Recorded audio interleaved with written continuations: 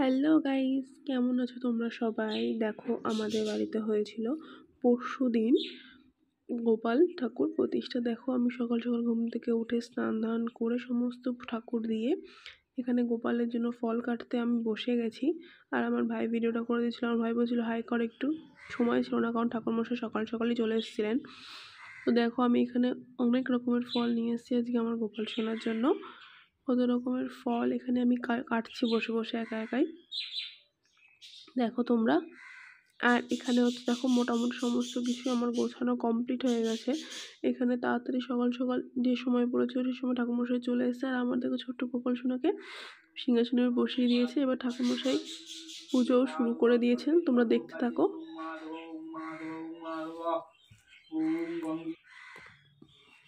দেখো, এখানে ছোট্ট গোপাল সোনা স্নান হচ্ছে অনেক দিন পর। আজকে গোপাল সোনাকে স্নান করানো হচ্ছে। আমি ভেবেছিলাম অনেক দিন ধরে প্রতিষ্ঠা করব, কিন্তু সময় হচ্ছিল না। তো ঠাকুর আজকের দিনটাই ঠিক করলেন।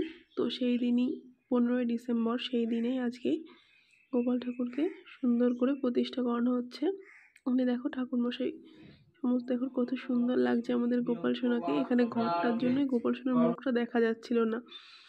সমস্ত পুজো শেষ হওয়ার পর এখানে হচ্ছে হোম হবে ঘরে।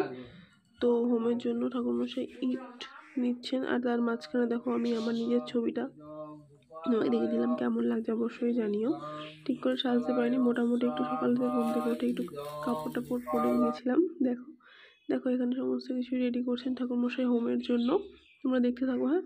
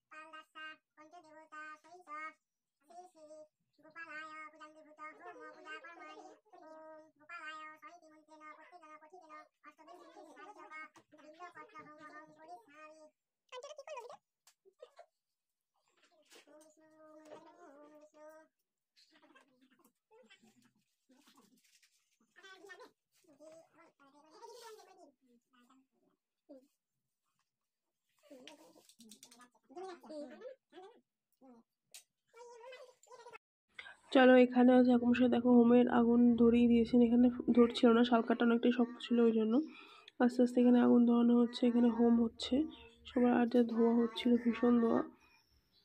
সবাই মিলে আমরা এখানে বসেছিলাম, ঠাকুরকে দেখছিলাম। আর গোপাল ঠাকুরের মুখটা, আমাদের ঘরটা সাইজটা এতটাই বড় হয়ে গেছে যে আমার গোপাল ঠাকুরের মুখটা দেখা যাচ্ছে না। তো তোমরা দেখতে থাকো আর সঙ্গে থাকো আমাদের, প্লিজ ভিডিওটা পুরোটা দেখো, স্কিপ করো না। ওই জন্য আমি মাঝখানে অনেকটাই ফাস্ট ফরওয়ার্ড করে দিয়েছি, তো তোমাদের দেখতে সুবিধা হয়।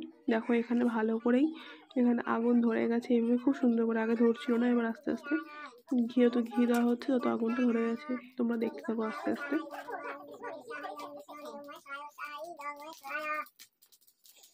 দেখো এখানে হোম শেষ হয়ে গেছে। হোম শেষ হয়ে দেখো সমস্ত ঠাকুরকে কি সুন্দর লাগছে চারিদিকটা। দেখো এবার হচ্ছে আমাদের রান্নার ব্যবস্থা করা হয়েছিল, ঠাম্মি রান্না করছে।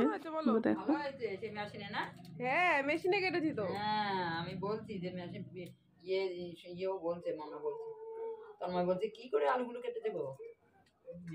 এই দেখো সমস্ত রান্নাবান্না করার পর এখানে চলে এসছে ভাত আর আলু ভাজা, আর সঙ্গে ছিল হচ্ছে মুগ ডাল। লঙ্কা দিয়ে মেখে একটু আমি খেয়ে নিলাম আলু ভাজা দিয়ে মুগ ডাল। খেতে অসাধারণ হয়েছিল, আমার ঠাম্মি রান্নাটা করেছিল, দারুণ হয়েছিল খেতে। আর সঙ্গে ছিল হচ্ছে পনির দিয়ে আলু দিয়ে পটলের তরকারি। পটলের তরকারিটা অসাধারণ হয়েছিল, আর সঙ্গে ছিল চাটনি, পাঁপড় আর হচ্ছে মিষ্টি। তো মিষ্টিটা আমি স্কিপ করে গেছি, মিষ্টি আমি খাই না ওই জন্য। আর ভিডিওটা ভালো লাগলে অবশ্যই তোমরা like, comment, share and subscribe করে দেবে। অবশ্যই ফুল ভিডিওটা দেখবে, ওই জন্যই আমি অনেকটাই ফাস্ট ফরওয়ার্ড করে দিয়েছি। তো আজকে আমাদের বাড়িতে রাত্রিবেলা সৎসঙ্গ হচ্ছে, সেই ভিডিওটাও তোমাদের সঙ্গে শেয়ার করব। ভিডিওটা ভালো লাগলে অবশ্যই লাইক করে দেবে। টাটা, আবার কোনো নেক্সট ব্লগে তোমাদের সাথে